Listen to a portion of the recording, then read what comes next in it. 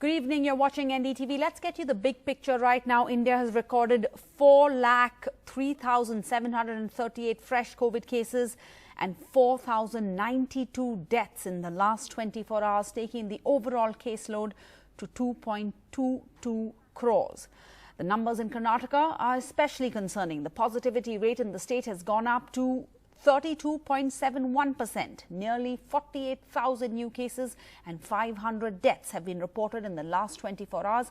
Bengaluru's positivity rate, though, is down to 38.67%, and the city has reported 20,897 new cases in the last 24 hours. West Bengal has recorded its highest ever new infections with nearly 19,500 daily cases. 124 deaths have been reported in the last 24 hours. This means there have been over 100 deaths daily in the state for the last 3 days. There's some good news, however, coming in from Mumbai. The city's daily positivity rate has fallen to 7.3%. 2,403 new cases, 68 deaths have been reported in the last 24 hours. The overall recovery rate here stands at 91%. And the national capital has reported 13,000 new cases. At least 273 patients died in the last 24 hours. The silver lining, though, is that this is the lowest number of new cases that we've seen in one day after the 12th of April. 11,491 new cases were reported on the 12th of April. However, these new cases could be decreasing because of a lack of testing. For the first time since the 21st of April, there have been less than 300 deaths. On the 22nd, there were 249 deaths. The positivity rate in the national capital has come down to 22% in the last 24 hours, the lowest since the 16th of April. So what is behind the surge in cases and deaths in the second wave? The World Health Organization's chief scientist says that a COVID-19 variant spreading in India that's more contagious, that may be dodging vaccine projections, is contributing to India's explosive outbreak. And the Delhi Chief Minister Arvind Kejriwal has extended the lockdown in the city by another week, making the restrictions stricter. Even the metro services have now been suspended this time. The lockdown will now be on till the 17th of May, while Delhi's positivity rate, which stood at 35% in mid-April, has dropped now to 23%. Doctors say that even this is very high. There is a need to completely break the chain of transmission. 23% अभी भी संक्रमण दर है। अभी ढिलाई नहीं दी जा सकती, अभी समय नहीं आया है ढिलाई देने का। सबसे पहले इस टाइम जिंदगी बचाना है। तो इसीलिए सरकार ने आप सब लोगों के फीडबैक के आधार पे, आप सब लोगों की इसके आधार पे मजबूरीवश अभी 1 हफ्ते का लॉकडाउन और बढ़ाया जा रहा है। कल सुबह 5 बजे ये लॉकडाउन खत्म होना था, लेकिन अब ये अगले सोमवार को 5 बजे तक के, सुबह 5 बजे तक के लिए बढ़ाया जा रहा है और इस बार थोड़ा सा और सख्त किया जा रहा है। कल से दिल्ली के अंदर मेट्रो भी चलना बंद हो जाएंगी। And the AAP government's Manish Sisodia has said that in the second wave, a large number of young people have died in the national capital, and if the government had gotten the vaccine way back in March, perhaps they would not have died. मार्च से लेके, जब से corona की दूसरी wave पूरे देश में आई है, मार्च से लेके और अब तक पूरे देश में, हमारे देश में 1 लाख मृत्यु हो चुकी है। 1 लाख लोग कोरोना का शिकार हो चुके हैं और हम 6.5 करोड़ अपने देश की बनाई हुई वैक्सीन, जो इन लोगों को लग सकती थी, इनमें से कई लोगों की जान बच सकती थी, हम इस वैक्सीन को विदेशों में भेज रहे हैं। 93 देशों को हम एक्सपोर्ट कर रहे हैं। किस लिए? सिर्फ इसलिए कि केंद्र सरकार की इमेज बन सके, इसलिए कि दुनिया में यह नाम हो सके कि भारत में इस समय एक ऐसी सेंट्रल गवर्नमेंट बैठी है जो विदेशों को वैक्सीन दिए जा रही है। 2 देश आपकी तारीफ करेंगे, उनकी तारीफ सुनने के लिए अपने लोगों को मरने की कीमत पर विदेश के 4 देशों की तारीफ सुनना केंद्र सरकार के लिए बहुत बड़ा जघन्य अपराध है, मैं मानता हूं। And the Bengal Chief Minister Mamata Banerjee has written to the Prime Minister asking for tax waivers on the import of medicines and equipment needed to fight the COVID pandemic. She's called on the Prime Minister also to strengthen health infrastructure and augment supplies of medicines and oxygen for the treatment of COVID-positive patients across Bengal and India. She has urged the centre to exempt medical items from GST and customs duty to encourage private aid. She says donations like this would supplement the efforts of state governments in meeting with the huge gap in the demand and supply of medical resources. This is the third letter the Bengal Chief Minister has written to the Prime Minister since being sworn in for her third term on Wednesday. On Friday, she had written to highlight a potential oxygen supply crisis. The Finance Minister, meanwhile, has responded saying that a 5% tax on vaccines and a 12% tax on medicines and oxygen concentrators is necessary to keep costs low. And she has said that if a full exemption from GST was given, domestic producers in these items would be unable to offset taxes paid on their inputs and input services, and they will pass this on to end consumers by increasing their price. She explained this in a string of about 16 tweets.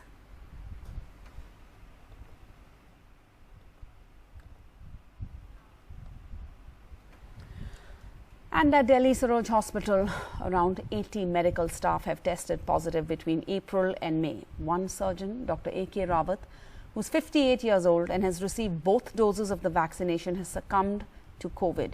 In his last conversation, the surgeon said, "I will be all right." He believed this since he had had both doses of the vaccine. And this grim news comes at a time when hospitals are already overburdened and stretched. NDTV spoke with the Chief Medical Officer, who confirmed this news. Close to 80 medical personnel and a surgeon at Delhi's Saroj Super Speciality Hospital tested positive for coronavirus in just the last month. Dr. Anil Kumar Rawat, a senior consultant and a surgeon at the hospital, succumbed to the deadly virus. Dr. Rawat was administered both doses of the vaccine, after which he contracted COVID. ये जो positive है, ये ऐसा नहीं है कि आज ही सब पॉजिटिव आ गए। जी, right. From the disease started mid-April, early April से लेके आज तक तकरीबन 80 के आसपास हमारा staff, including doctor, paramedical staff, administrative staff, सब मिलाएं अगर तो करीबन 75-80 के आसपास पॉजिटिव आ चुके हैं। उसको 2 डोज लगे थे जैसे सबको लगते हैं। Okay. 1 dose in January, 1 dose in February. In his last days, colleagues remember Dr. Rawat, who served the hospital for 26 years, as someone who put up a brave fight. He said, yes, I am having COVID, I am having respiratory problem, and but I need to have my testing. I got vaccine. The private hospital just last month had moved the Delhi High Court seeking directions for immediate supply of oxygen, but the Chief Medical Officer clarifies there is still anxiety. There is little improvement in getting the oxygen. Okay. One thing is upsetting is that anxiety is always there when we will get the next lot of truck for oxygen. The city's hospitals are stretched, but at the same time reporting its own staff being tested positive for COVID. But the medical fraternity too has reached its exhaustion point and also mourning the loss of their colleagues. In Delhi, with camera person Ashok Mahale, Shunakshi Chakravarti for NDTV. And in Uttar Pradesh now, Union Minister Santosh Gangwar has written to the UP Chief Minister Adityanath expressing concerns over the healthcare system in the state and its ability to handle the COVID-19 pandemic. Mr. Gangwar, a BJP MP from Bareilly, has now put forward some suggestions to the Adityanath government, suggesting measures that the government should take to improve the healthcare infrastructure of the state. लोगों ने बहुत सी हमको सुझाव वगैरह दिए थे, वो सारे के सारे हमने माननीय मुख्यमंत्री जी को एक लिखकर उनको दिए हैं। मुझे लगता है कि सभी उपयुक्त कदम थे और उन पर एक सही कार्रवाई भी की जाएगी और जो निर्णय लिए जाने हैं उसमें निर्णय भी लिए जाएंगे। And even as the centre has increased the allocation of oxygen to the state of Punjab, which is facing a huge shortage, Punjab is consistently struggling to lift its quota of oxygen allocated by the centre due to logistical constraints.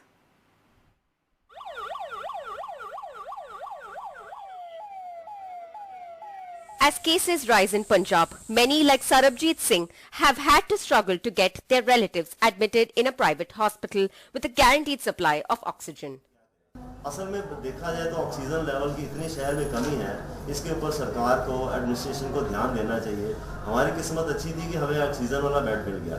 मुझे नहीं पता कि हमारे बाद के कितने patient जिनको oxygen की बेड की जरूरत होगी वो क्या इस हॉस्पिटल से भी वापस गए हैं या उनको मिला है। The number of COVID patients and oxygen consumption in Punjab has seen a steep spike in the last 2 weeks. On April 21st, there were 2,994 COVID patients in hospitals across the state, which increased by more than thrice to 10,151 by May 7th. Critical COVID patients up by 23% in the same period. On April 30th, oxygen consumption was 203.8 metric ton, which touched 250.6 metric ton in 1 week. The centre's allocation of oxygen to Punjab is 227 metric ton. Despite the allocation of 227 metric ton of oxygen, Punjab has not been able to lift the allocated quota due to logistical constraints.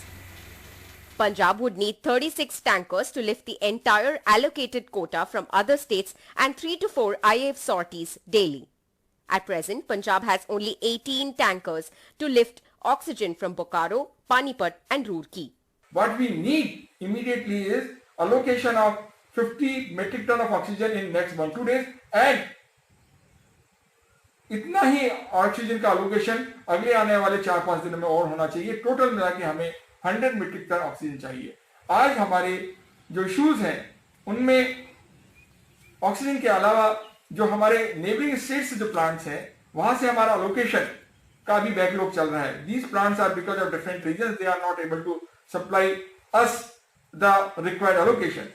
दूसरा issue है बोकारो जो हमारा allocation हुआ है वो बहुत दूरी पर है, वहां से turn around time despite IAF helping us in flying hour tankers there वो उतना एफिशिएंटली पॉसिबल नहीं हो सकता बिकॉज आने जाने में टाइम बहुत लगता है।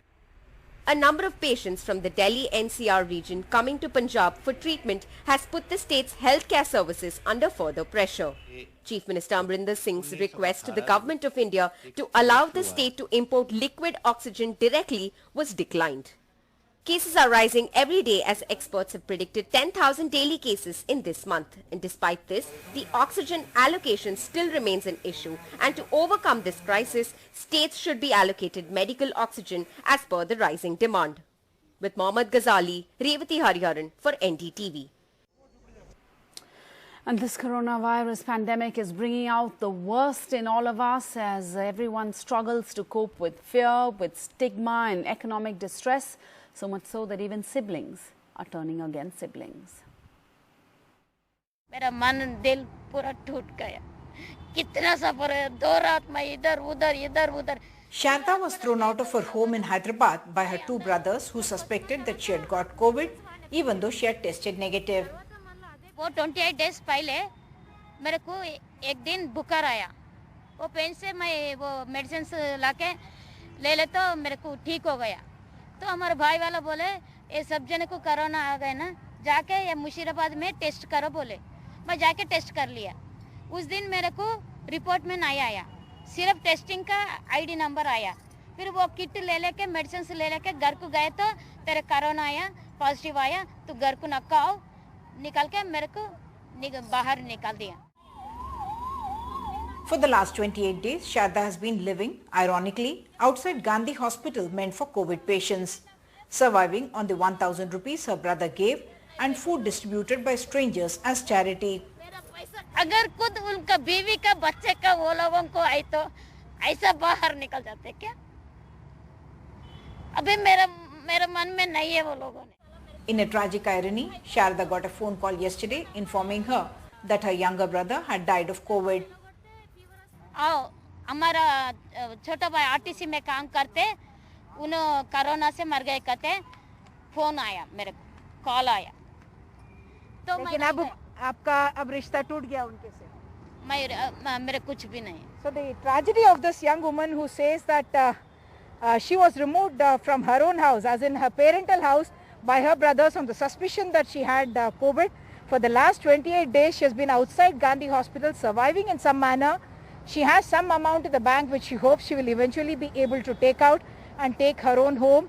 But the tragedy is that her brother, one of her 2 brothers, in fact has died of COVID yesterday.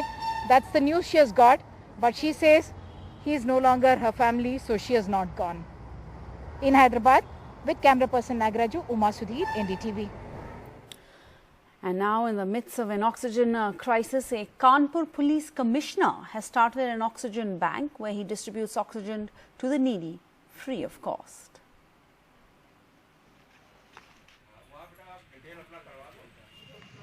जिन लोगों को ज़रूरत है उनको ये उपलब्ध कराया जाएगा और आवश्यकता के पूरी होने के बाद में आपको ये सिलेंडर वापस कर दिया जाएगा। ये पूरी तरीके से निःशुल्क व्यवस्था है, इसमें कहीं भी किसी से कोई पैसा नहीं लिया जा रहा है। केवल प्रयोजन ये है, उद्देश्य ये है कि जिसकी ज़रूरत है उस तक समय से ऑक्सीजन सिलेंडर पहुंच पाए। सैफई पे भी हमारे मरीज को देखा तक नहीं गया, बोला यहाँ ना ऑक्सीजन है ना यहाँ बेड है, आप ऑक्सीजन लेकर के आए तब आपके मरीज को हम देख सकते हैं।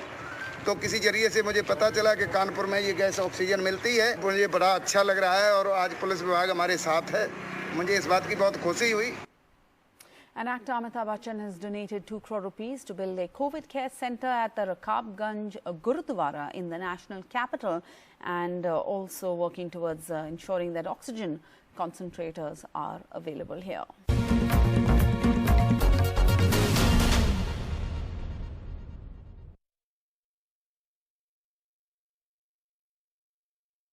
All right, let's get you up to date with the political stories of the day too. And the suspense is over. The Himanta Biswa Sarma will be succeeding Sarbananda Sonowal as the Chief Minister of Assam at a legislature party held in Guwahati today. Mr. Sonowal had proposed the name of Mr. Sarma after Prime Minister Narendra Modi had given his approval for Mr. Sarma's elevation, and that was then seconded by the MLA. So everything going according to script at that legislative party meeting. Remember, the BJP won a second straight term in the recently concluded assembly polls in the state. The party won 60 seats in the 126-member Assam Assembly, while its alliance partners, the AGP, got 9 seats and the UPPL 6 seats too. And some breaking news coming in from West Bengal, where NDTV's Arvind Gunasekar is reporting that the West Bengal Governor Jagdeep Dhankar has given the CBI permission to prosecute Trinamool Congress leader Somon Chatterjee, Farhad Hakim, Madan Mitra and Subrata Mukherjee. Let's go across to Arvind for more on this. Arvind, this will be coming just 24 hours before Subrata Mukherjee and Farhad Hakim are to be sworn in as ministers. Is that correct? Yeah, Sarah, in fact, the West Bengal governor has given a prosecution sanction to the Central Bureau of Investigation. The Central Bureau of Investigation had approached the governor, West Bengal governor, to file a charge sheet against all these 4 TMC leaders, including Farhad Hakim and also Subrata Mukherjee and also Madan Mitra and also Somon Chatterjee. Against all these 4 people, the Central Bureau of Investigation had approached the governor seeking prosecution sanction, only with the prosecution sanction from the governor, because during that particular time they were the ministers. So seeking the prosecution sanction, the Central Bureau of Investigation wanted to file a charge sheet against all these 4 people.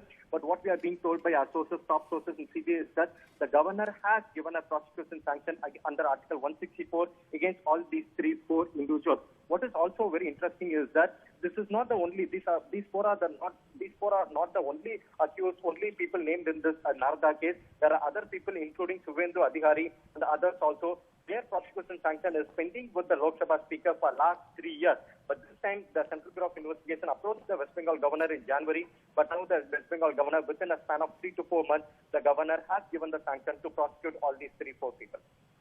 Arvind Gunasekar reporting from the national capital. Thank you for that update. That really is a wrap of the news at this hour. Stay tuned to NDTV for constant updates on the coronavirus situation. Bye-bye.